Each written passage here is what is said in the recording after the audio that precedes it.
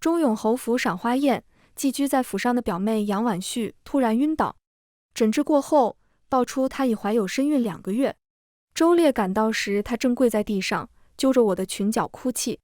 郡主，对不起，那晚我被人下药，表哥是为了救我。我扯了扯嘴角，将她扶起，地上凉，你怀着身子呢。周烈拧眉解释，泱泱，那药是从青楼里流出来的，普通方法不管用。你放心，我跟婉旭只是表兄妹关系，等她生下孩子后，就将孩子记在你名下，安排她嫁人。我捂住胸口，恶心感挥散不去，勉强笑了笑，不如你纳了她。周烈闻言毫不犹豫的就答应了，泱泱大度，只是要委屈你了。深夜，我紧紧攥住那高大男人的衣角，你日日都来看我，我不嫁周烈了，你可敢娶我？那人语气暗哑，只要郡主愿意。大家好，欢迎收看皮皮听书。翌日，我坐在上位，等着杨婉旭给我敬茶。我的母亲与周烈的母亲是手帕交，更是一同怀了孕，大着肚子时曾戏言，如果一男一女便结为亲家。于是从出生那刻，我就成了他的未婚妻。我们自小一起长大，他体贴温柔，又是我的未婚夫，我逐渐对他心生情愫。他曾对我发誓，此生绝不负泱泱，唯愿与泱泱一生一世一双人。只是才成亲3个月，周烈就负了我。我抬手抹去眼角的泪水，远远地看到外面有人过来，便慌忙地打理了下自己。泱泱，我往他身后看了过去，疑惑道：杨婉旭呢？周烈无奈地摇了摇头，表妹就是倔强，非说那次是意外，我们彼此没有感情，不想做我的妾室。他说等把孩子生下来就会离开。我心中冷笑，好一招以退为进。他对周烈的情谊府中所有人都知晓，我也曾为此吃醋，只是那时周烈毫不在意地说道：我们是表兄妹，况且他知道我跟你有婚约，他是不肯做妾的，你们都看错了。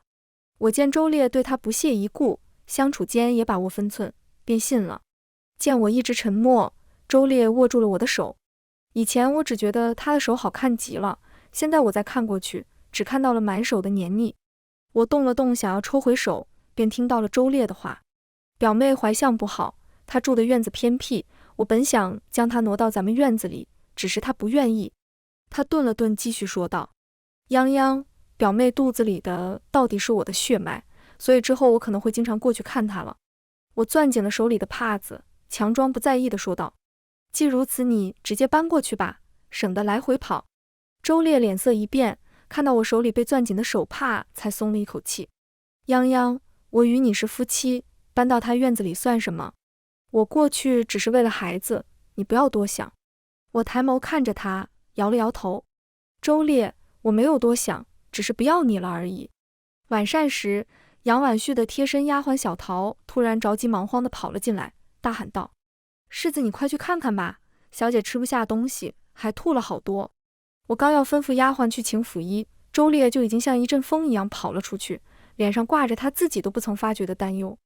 小桃临走时回头朝我挑衅一笑，似是在嘲讽我留不住世子。我拉住想要追上去吵架的飞鸿，轻嗤一声：不用在意，你看他们主仆的行为，像不像那些妾室们在争宠？飞鸿愤愤地骂道：呸，2个不是好东西。嘴角微微上扬，我的贴身丫鬟也曾跟着我一起读书识字。飞鸿更是自诩是个文雅人，明明气愤至极，最终也只骂得出不是东西这4个字。郡主，你还笑？我笑着安抚他，我要和周烈和离，为什么不笑？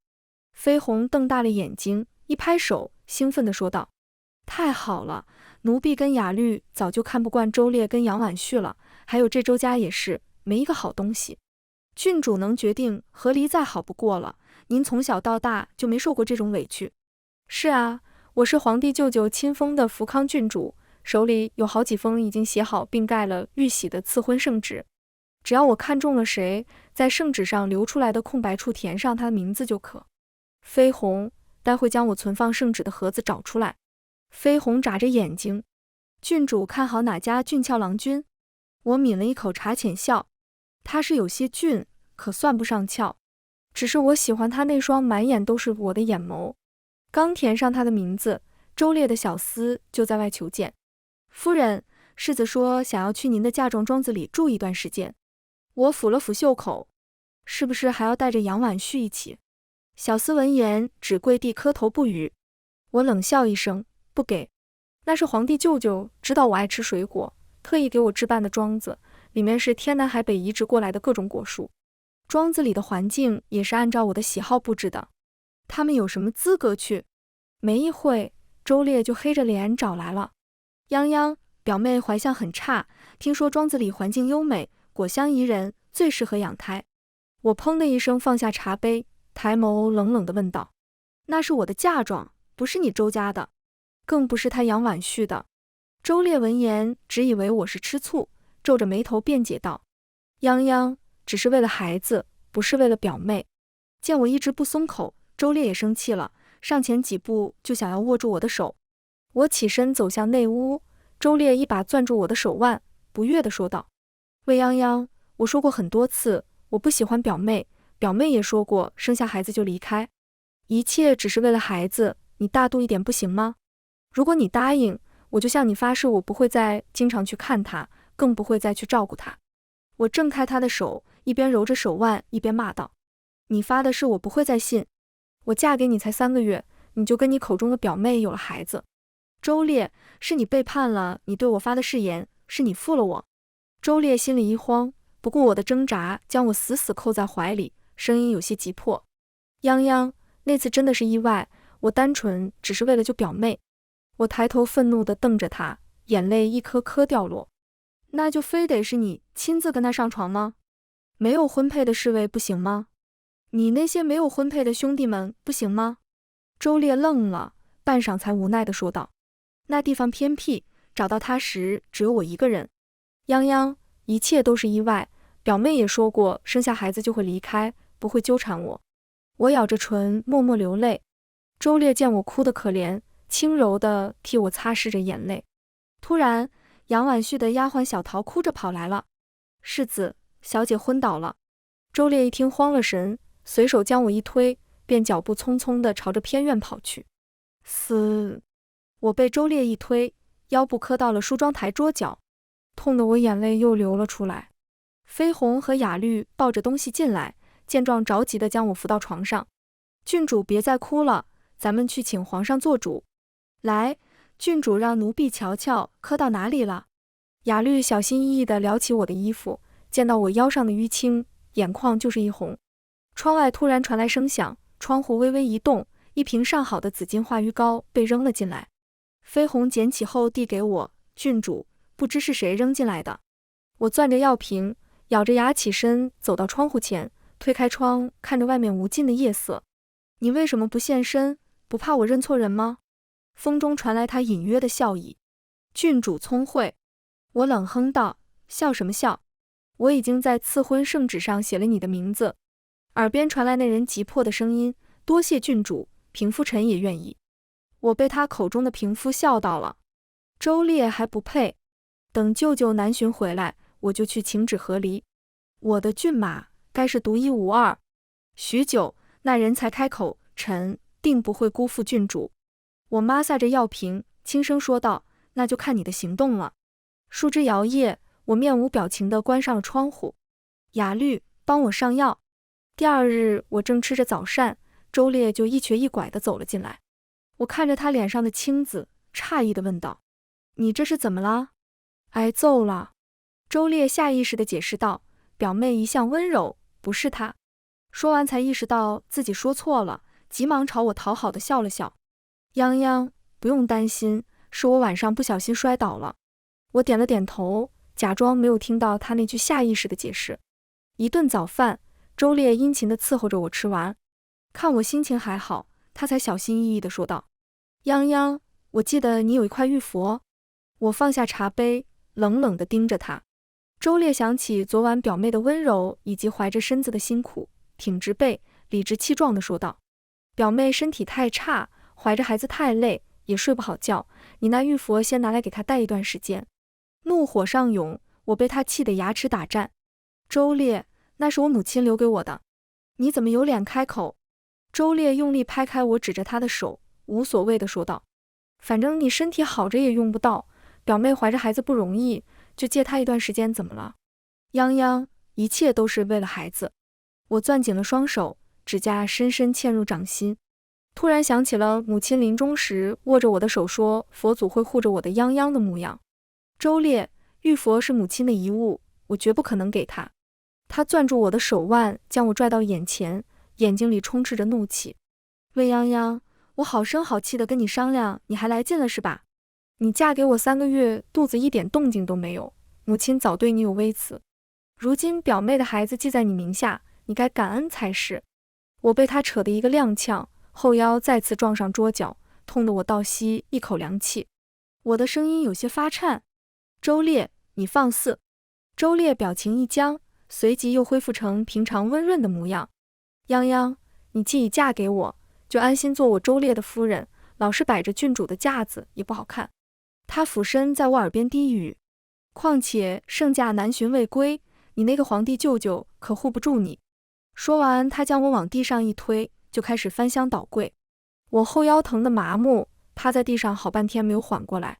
找到了，我的好泱泱，等表妹身子好了就给你还回来。我怒瞪着他，拿着玉佛走向门口，咬牙切齿地喊道：龙女卫，给我拿下他！周烈看着突然出现的暗卫，脸色骤变，浑身僵硬。这是……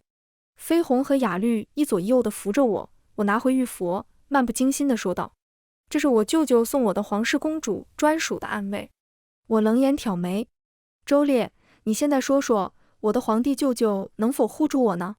周烈眼里闪过一丝懊悔，挪动脚步想要上前，被暗卫死死压住。周烈，你现在最好安分点，脚或者爪子若是不想要，我的暗卫们可以代劳。太医令带着医女匆匆赶来，看都不看被压在地上的周烈，恭敬地向我行礼。参见福康郡主。平身吧，本郡主被周烈所伤，劳您过来诊治。太医把过脉后，对着医女吩咐道：郡主腰伤需要推弓过血，你针灸颇好，郡主的伤交给你了。银针入穴的轻微刺痛让我回神，我瞥了一眼满脸担忧的周烈，不知他是担忧我还是担忧杨婉絮。我冷哼一声，本郡主的伤拜他所赐，就让他10倍偿还吧。周烈瞪大了眼睛，不可置信地看着我。泱泱，我不是故意的。泱泱，你怎么这么狠心？魏泱泱，我可是你的郡马。我轻飘飘地回了他一句，昨天你就不是了。院外传来周烈的惨叫声，这里的动静太大，周烈的母亲循声而来。啊，我弟儿啊，谁敢打你？你们都给我住手！母亲，是泱泱。我靠在门口的榻上，看着周烈的母亲怒气冲冲地找来。魏泱泱，你这个毒妇，快命令他们住手！我的手指轻轻敲击着扶手，旁边的暗卫见状，直接闪现到周夫人后面，抬脚一踹，扑通一声，周夫人就跪在了我面前。这才对嘛，周夫人，你可得懂点礼数。她脸色涨红，恼羞成怒地喊道：魏泱泱，我是你婆婆，不懂礼数的人是你。早知如此，我就不该答应玲珑应下你这个毒妇。听她提到我母亲的名字，一股怒火瞬间涌上心间。我几步走到她面前，抬手就扇了她一巴掌，怒斥道：你闭嘴，你还有脸提我母亲？她是你为密友，临终前更是托你照顾我，你是怎么做的呢？知道杨婉絮对周烈有意，还经常安排他们碰面，在知道他们苟合后，更是替他们遮掩。这些年，打着我母亲手帕交的旗号，也获得了不少好处吧。王氏，你辜负了我母亲的信任，也不配再提我母亲。被我一通喝骂，周夫人脸色铁青，只是看着我周围的暗卫，忍住了心里的怒气。一连串的事情弄得我的脑袋嗡嗡作响。周烈的呻吟声也消失了，我抬手，暗卫们就将他们拖出了院子。我打量了一圈还有着新婚布置痕迹的院落，冷冷地笑了。绯红、雅律，你们带人收拾一下我带来的东西，我们回郡主府。是。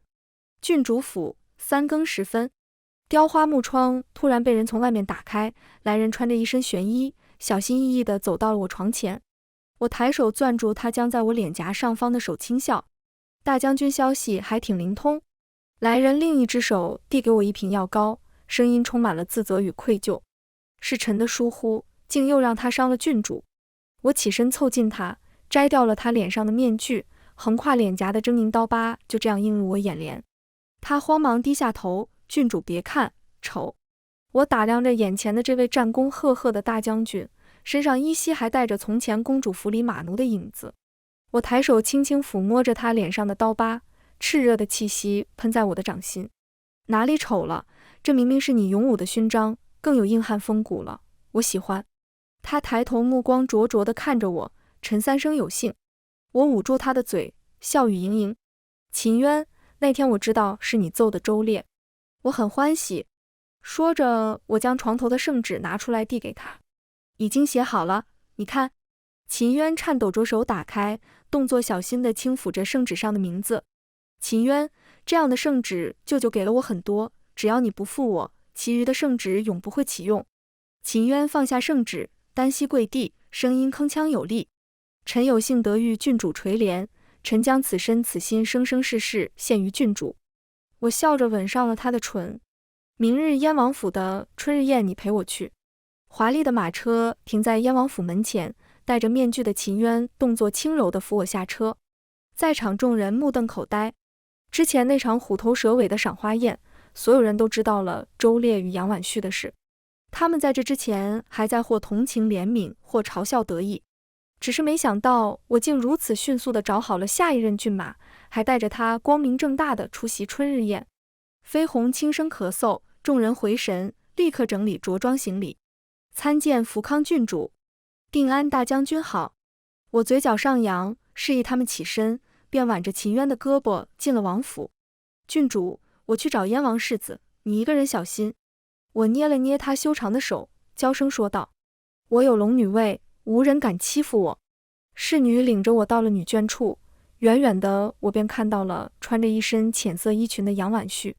燕王府的嫡女楚子娇小跑到我面前，轻声解释。郡主见谅，不是我们请的，她跟着周烈和侯夫人一起来的。我摇摇头，无事，我不会迁怒你们。几个跟杨婉旭交好的小姐见到我后不屑地说道。哟，还是郡主呢，我看呀，还不如咱们婉旭呢。周世子何等风采，若不是他仗着两家长辈的情分强求，婉旭早就成了世子夫人了。再是郡主，也不如咱们婉旭有福气。我直直地走向他们。有什么不满，不如当着本郡主的面说。几人慌忙地低下头，嗫嚅着没有出声。杨婉旭几步走上前挡住他们，欲语泪先流。杨小姐可真是水做的呀，本郡主还没有说什么呢，你就一副我欺负了你的样子。耳边传来一阵嘲笑声。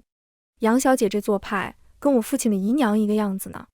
可别这样说，人杨小姐志向远大，可不想做妾的呀，这要是做人家的正妻，可不好无媒苟合呢。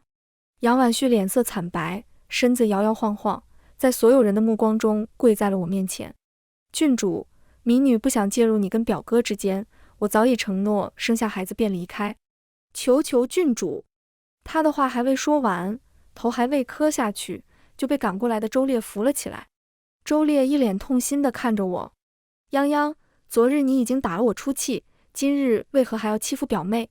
你何时变得这么跋扈了？我轻轻抚着耳边的步摇流苏，闻言笑了出来。周烈，本郡主一直都是嚣张跋扈的，从前不过是给你脸罢了。我抬眸看向躲在周烈身后的杨婉旭，一抬手，龙女卫闪身直奔向他。啊，表哥救我！周烈将杨婉旭紧紧护在怀里，对着我怒斥道。魏泱泱，这里是燕王府，容不得你嚣张。表妹肚子里还有身孕，你这个毒妇！我挑眉，好呀，那我毒一个你看看。龙女卫将杨婉旭压在地上，另一个龙女卫抬手就开始对着他猛扇巴掌。看到了吗？这才叫欺负。打完10巴掌，龙女卫又将杨婉旭架到了池塘边，用力按着他的头埋入水中，来回数次。瞧见没，这么对待怀着身孕的女子才是恶毒。杨婉旭撕心裂肺地咳着，周烈心疼地将人搂在怀里。表妹从未想要抢你的正妻之位，她只想好好生下孩子。泱泱，我们从小一起长大，两情相悦，你就如此容不下我的孩子吗？我冷冷地打断他。打住，你可别侮辱了两情相悦这4个字。说着，我就将一个鸳鸯玉佩扔给他，还你。今日起，我为泱泱休夫，与你周烈情断。待舅舅回来，我便请旨和离。这是及笄那日周烈送我的鸳鸯佩。他说白玉无瑕如清心，却原来玉可碎，人心更易碎。周烈愤怒地喊道：离就离，我看哪家愿意娶你这个殴打丈夫跟驼母的毒妇。他眼眶泛红，死死地盯着我的背影，没有看见杨婉旭眼里的狂喜。一场春日宴，我与周烈情义两断，秦渊为下一任骏马的消息传遍了京城。周烈闻讯找来时，我正在跟秦渊跑马。郡主，臣有罪。我一甩马鞭，扬声问道：你做了什么？秦渊一个飞起，就落在了我身后，胳膊紧紧搂着我的腰。我查了杨婉旭和周家。我慵懒地靠在他怀里，指尖摩挲着他滚动的喉结。说说看。秦渊嗓音低沉，充满了不屑。那次是杨婉旭跟周夫人设计的，想要生米煮成熟饭。中途虽出了差错，可到底还是叫杨婉旭得手了。我坐直身子，疑惑道：差错？杨婉旭真的遇到了青楼的龟公，被下了青楼调教女子的春风罪。周烈赶到的及时。说着他顿了一下。不过春风罪是青楼的秘药，女子服下后将会绝育。我捂嘴大笑。这可真是，不是他戴了绿帽子，就是杨婉旭假孕。秦渊亲吻着我耳尖，低声问道：那臣还要不要继续查下去？我转身搂住他的脖子。查，等和离的圣旨下来后，再把这个大礼给他们。好。我封住了他的唇。远处传来周烈的嘶吼：未泱泱，你竟敢真的与外男私通！转身瞬间，我把下发间金簪掷向生源，簪子擦着周烈的耳畔划过，带出一串血珠。本郡主乃皇帝舅舅亲封的福康郡主，手里有好几封赐婚圣旨，我看上谁，只填上名字即可。你不过是本郡主休戚不要的弃夫，算什么东西，还敢来质问我？周烈疯了一样朝我扑来，被秦渊拧断了手腕。周世子请注意分寸。我打湿了手帕递给秦渊。手脏，擦一擦。秦渊眼含笑意，接过手帕，仔细地将手指一一擦拭干净。他随手将帕子扔掉，将我抱起，离开了马场。周烈扶着断掉的手，既愤怒又不甘地瞪着我们。次日郡主府前，周烈一脸颓废地跪在门口，任小厮如何劝说都不肯离开。我牵着秦渊出来时，周烈满脸惊喜地喊我：泱泱，你终于肯出来见我了。我诧异地挑眉。我家秦大将军说要带我去买首饰，哪里是来见你了？真是晦气。秦渊抿唇轻笑，晃了晃与我十指紧扣的手。周烈眼里的妒意疯狂上涌，赤红着双眼朝着秦渊扑了过来。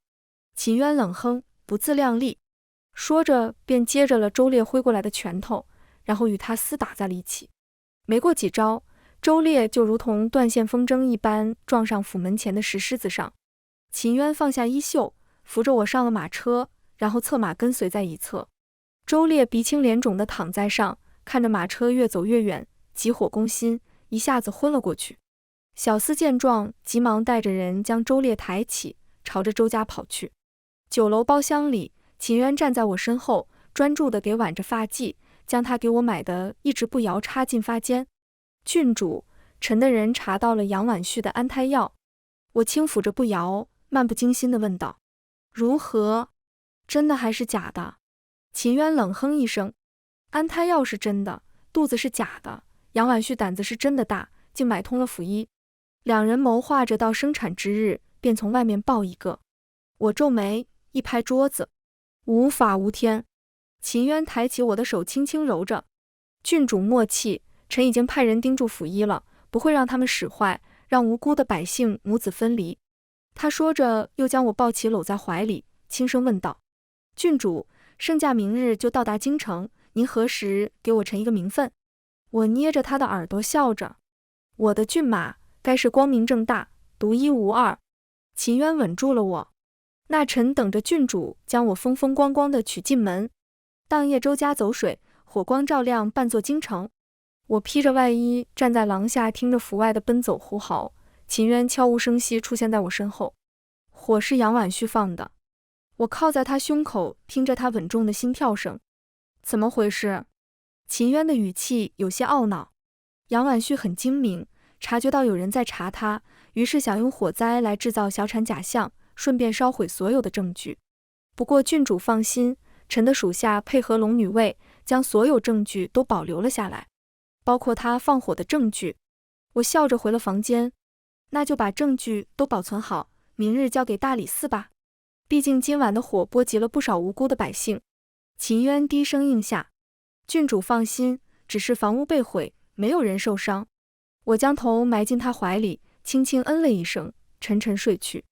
第二天午时，大理寺的经堂木啪啪作响，杨婉旭发髻散乱，抱着假肚子在公堂上哭嚎：民女冤枉啊！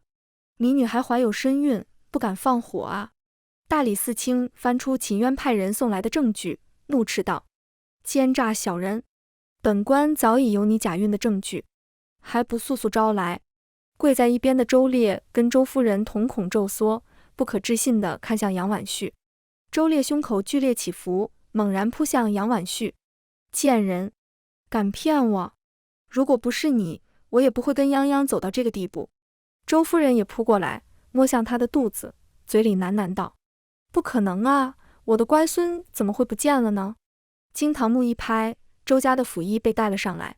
府医在性命面前没有丝毫犹豫的就将杨婉旭供了出来。请大人明鉴，小人鬼迷心窍，收了杨婉旭的金银。杨婉旭见状，对着大理寺卿哐哐磕头：是表哥和表姨母逼我的，他们要用这个假孩子谋取福康郡主的嫁妆。全场哗然，所有人都知道我的嫁妆是包含了魏家5代的财富和皇室无数的赏赐。